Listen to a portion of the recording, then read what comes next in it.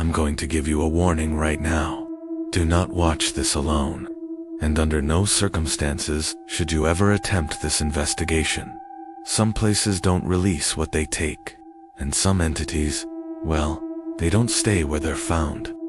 This is a story about a place so old it predates modern records, and a presence so malevolent it followed investigators home. You've been warned. The story begins with a monastery, a relic of a forgotten age, built more than 700 years ago. Imagine walls of stone, thick enough to keep out the ravages of the plague, silent enough to bury the deepest, darkest secrets. This place is so ancient, so intentionally forgotten, that local maps stopped naming it centuries ago. It's just a blank space on the paper, a void where history used to be.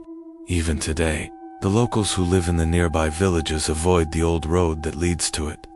They have their reasons, passed down through generations. They say the monastery's bells rang for weeks, long after the last of the monks were sealed inside to die. They say the sound wasn't a call to prayer, but a desperate, final alarm. The stones of this place don't just hold history. They hold a lingering dread, a memory of a time when the world was much darker. The quiet of the surrounding forest isn't peaceful, it's watchful. It feels like the land itself is holding its breath, waiting for something to return. The origin of the haunting, as far as anyone can piece together, dates back to a devastating medieval outbreak. The Black Death, or something very much like it. To contain the sickness, the story goes, the monks were locked inside the monastery. The massive doors were barred, the windows shuttered.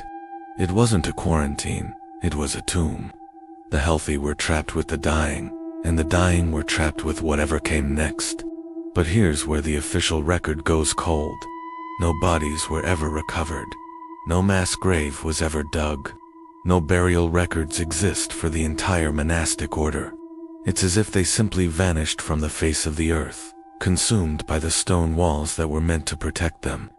For years, even decades after, villagers reported seeing a figure in black robes standing at the high windows of the abandoned monastery, always watching, never moving. A silent sentinel staring out at a world it could no longer touch. They gave it a name, the Black Monk. Was it a spirit, an echo of the last man standing, forever trapped in his final moments? Or was it something else entirely, something that had been locked in with them?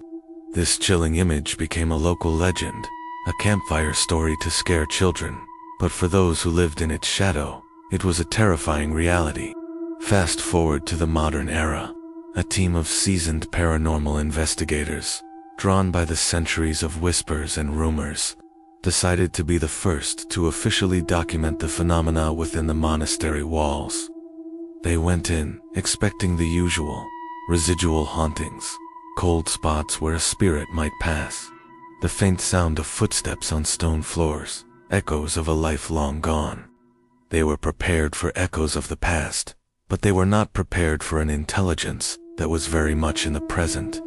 They set up their equipment, digital recorders, EMF meters, thermal cameras.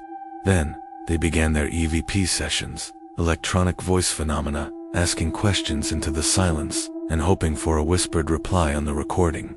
What they got was far more unnerving. Their recorders captured whispers that answered their questions before they were even spoken. They would think of a question, formulate it in their minds, and on the audio playback, a voice had already answered it. It knew their intentions. The whispers gave them names, dates.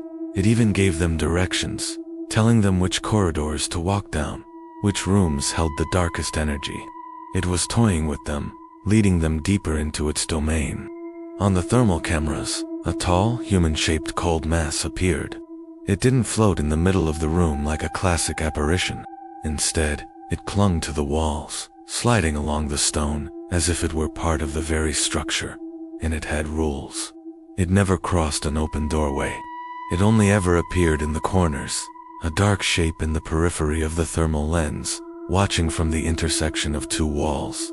This was no simple ghost. This was something with awareness, with patterns, with an unnerving intelligence. As the night wore on, The atmosphere inside the monastery grew heavy, oppressive. The feeling of being watched intensified, but it became more personal. It wasn't just a general sense of unease anymore. It felt like something was standing right behind you. Several investigators reported seeing shadows darting in their peripheral vision, only to vanish the moment they turned their heads. It was a classic sign of a haunting, but this felt different, predatory. Then, the activity escalated dramatically. One investigator, a man named Michael, suddenly gasped for air, his hands flying to his own throat. He stumbled back, claiming he felt immense pressure, as if a pair of invisible hands were gripping his neck, choking him. His teammates rushed to his side. No one was near him. The air was still and cold. They checked their footage, their audio, everything. Later, when they reviewed the audio from that exact moment, they heard it. A faint, raspy whisper, right next to the microphone on Michael's jacket, and it spoke his full legal name. Not just Michael. His first, middle, and last name. A name he never used publicly. A name only found on his birth certificate and driver's license. That was the turning point. The team stopped calling it a monk. They stopped calling it a spirit. They started calling it an intelligence. An entity that could learn, that could target, and that could physically interact with the world. The final hour of the investigation felt like a systematic shutdown. Every piece of battery-powered equipment died at the exact same time. Not one by one, as you'd expect with draining batteries, but all at once. Full-charged cameras, brand new audio recorders, flashlights, everything went dark in a single, coordinated instant. It was a clear message: get out. As they packed up in the near-total darkness, using only their backup chemical glow sticks, one camera they had left running in a long, dark hallway managed to capture its last few seconds of footage before its own battery died. On playback, that footage contained the faint, chilling sound of monotonic chanting. A chorus of voices, rising and falling. No one on the team had heard it with their own ears. It was only for the camera. Only for the recording. A private performance from the shadows. Shaken, the team made their way to the exit, barring the heavy door behind them. They felt a sense of relief, but it was short as they were leaving the grounds. One of the investigators decided to run one last EVP session right outside the sealed entrance. He asked a final question into the night. Is this over? When he played back the recording in the car, a clear, cold whisper came through, and it would haunt them for the rest of their lives. It said, "You opened the door." They had sealed the building, yes, but something had already left with them. The investigation was over, but the haunting was just beginning.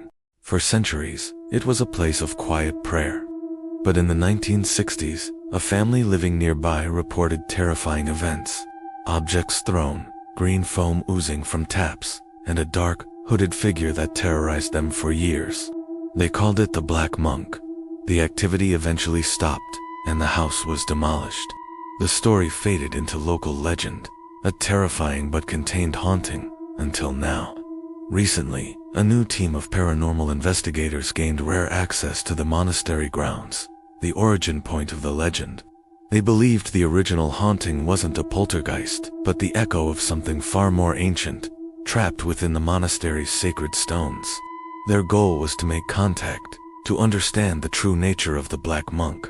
They set up a base camp, rigged with high-tech equipment, full-spectrum cameras, parabolic microphones, EVP recorders. They were prepared for anything, or so they thought.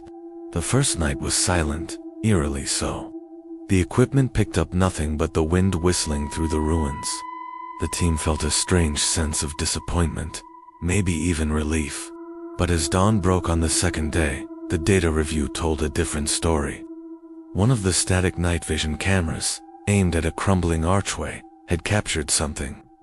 For a single frame, at exactly 3:33 a.m., a tall, dark shape stood in the arch. It was vaguely human, but unnaturally tall, shrouded in what looked like a monk's habit. The figure was completely black, absorbing the infrared light, a void in the grainy image. The team was ecstatic. This was the proof they'd been looking for. But one of the more experienced members, a man named David, felt a chill that had nothing to do with the morning air. He pointed at the screen. The figure wasn't just standing there, it was looking directly at the camera. They decided to focus their efforts on that archway. That night, they set up multiple cameras, lasers to detect movement, and left digital recorders running. The atmosphere was thick with anticipation. Again, the night passed with no obvious events, no sounds, no sightings. But when they checked the footage the next morning, a cold dread began to creep in. The figure had appeared again, at the same time, 3:33 a.m. But this time, it wasn't in the archway. It was standing 10 feet closer to the camera. The laser grid hadn't been tripped. Nothing registered on the motion sensors. It was as if it had simply willed itself to a new position. The team leader, a skeptic named Chloe, tried to rationalize it. A trick of the light, a software glitch. But David knew better. It was learning. It knew they were watching, and it was watching them back. That night, things began to change. The silence was broken. Faint whispers started to appear on the audio recordings. They were too distorted to make out words, but it sounded like a low, rasping voice, trying to mimic human speech. Then, small, physical events started. Pebbles were thrown from dark corners of the ruins. One of the equipment cases, heavy and latched, was found wide open. Its contents untouched, but neatly arranged in a circle on the ground. The team was on edge, a mix of fear and excitement. They were communicating, but David felt a growing unease. This wasn't communication, it was a test. A predator sizing up its prey. The next morning's footage confirmed his fears. The figure was closer still. Now, it stood just feet from the camera lens, a towering black mass that filled the frame. There was no detail, no face, just an oppressive, lightless shape, and the whispers on the audio were clearer. This time, they could make out a word, a name. Chloe. The team leader went pale. How could it know her name? They hadn't used real names on site, only code names for the recording logs. She replayed the audio, convinced she was hearing things. But there it was, a dry, crackling whisper, saying her name over and over. Panic began to set in. This was no simple haunting. They had provoked something intelligent and malevolent. Within days, the investigation descended into chaos. The entity was no longer just appearing on camera. It was interacting with them directly, but always unseen. Mirrors they brought to the site would show distorted, shadowy figures standing behind them, but when they turned around, there was nothing there. The unplugged digital recorders would have new audio files on them, filled with whispering voices that mimicked their own conversations from hours before. Doors on their vehicles would creak open without a sound. One investigator, Mark, woke up in his tent one morning to find a trail of muddy footprints leading from the entrance directly to the side of his cot, stopping right beside his head. The prints were bare, unnaturally long, and seemed to vanish into the floor. He refused to sleep in the tent after that. A second team was called in to review the footage off-site, hoping a fresh set of eyes could find a rational explanation. As they watched the video logs, they discovered something the on-site team had missed. In every frame where the hooded figure appeared, it wasn't just closer to the camera, it was different, more defined, as if it was solidifying, learning how to exist in our world by being observed. The most terrifying discovery came from the later footage. In a clip from a camera that had been knocked over, pointing back at their base camp, they saw it. The shadow was no longer in front of the cameras. It was behind them, standing among the investigators as they worked, a silent, unobserved member of the team. During the review session, one of the analysts suddenly collapsed. He gasped for air, clutching his chest, saying the room felt like it was getting smaller, the walls closing in. The others rushed to help him, but as they did, the sensitive audio equipment in the room recorded a distinct sound right behind the fallen man. A soft, dry intake of breath, a sigh. But there was no one there. The incident was officially logged as a panic attack, but the audio file was quietly classified. The investigation was spiraling out of control. Seeking answers, Some of the team members discreetly spoke to the older residents in the nearby town. The stories they heard were not of a ghost. The locals said the black monk wasn't a spirit of a deceased brother. They called it a warden. They believed that when the monastery was founded, the monks didn't just come to pray. They came to guard something. An ancient, formless entity that was sealed beneath the grounds. Something that couldn't see or hear, but could learn. It learned by mimicking voices, then faces, then names. They warned the investigators that by trying to document it, they weren't just observing it. They were feeding it. Every photo, every recording, every mention of its name was giving it attention, and attention was teaching it how to escape. Suddenly, everything stopped. The local authorities, citing safety concerns, revoked the team's permit and restricted all access to the monastery ruins. The site was cordoned off. The footage and all evidence were confiscated and classified as a matter of local security. Online forums and social media groups that had been breathlessly following the investigation found their threads and posts deleted overnight. The entire event was scrubbed from the public eye. Most of the investigation team were forced into signing non-disclosure agreements. But David, the experienced investigator who had been wary from the start, quit paranormal research entirely. Before he disappeared from the community, he left one final, cryptic message on a private server. It just said, "It doesn't need the building anymore, and that's where the story should end." But it doesn't. In the months that followed, strange reports began to surface from all over the country, and then, the world. They came from people who had never been to Pontefract, people who had only read the articles online before they were deleted, or watched the leaked clips. They all described the same thing. A tall hooded figure glimpsed at the end of a dark hallway. The sound of whispers coming from empty rooms. Their own names being spoken softly in an empty house. A fleeting shape in a mirror, a dark spot in a photograph. They all describe a feeling of being watched by something tall, black, and silent. It seems the black monk learned more than just names. It learned how to travel through the very networks used to observe it. Every person who watched the footage, who looked at the photos, who even heard its story, created a new anchor for it, a new place for it to be. Some investigations don't end with answers. They just spread. They relocate. And the most terrifying part is, now that you've heard this story, it might just know your name, too. Thanks for watching Tales of the Dark. If you enjoy stories that linger long after the screen goes black, be sure to subscribe, and maybe check your mirrors.